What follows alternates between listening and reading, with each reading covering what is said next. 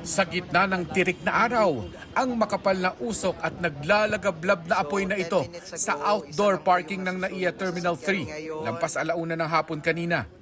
Ang nasusunog, ilang sasakyang nakaparada. 10 minutes ago, isa lang po yung nasusunog na sasakyan. Ngayon, damay na rin po lahat ng mga nandito na sasakyan. Walang nasaktan sa insidente pero 18 sasakyan ang natupok. Isang sasakyan naman ang nadamay lang ang bumper. Paligay namin aksidente, hindi siguro sinadya ito. Pero mabilis lang talaga kahit anong gawin mo. Kakatakot to, magsindi ka lang ng konti. Ang bilis oh. Nagbabadyang peligro naman daw talaga ang parking area na ito dahil nakaparada ang mga sasakyan sa makapal at tuyong-tuyo na mga damo. Hindi namin alam kung sino-sino mga may-ari. Papatawag namin kung sino yung in charge dito. Halo-halo na. Oh, yung isa empleyado daw. Pero yun, alam namin yun. Pero yung iba hindi namin alam. Baka hindi pa nga nila alam hanggang ngayon eh.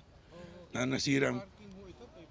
Pag-aari ng Manila International Airport Authority ang lupa ng parking area pero pribadong kumpanya ang nagpapatakbo ng pay parking.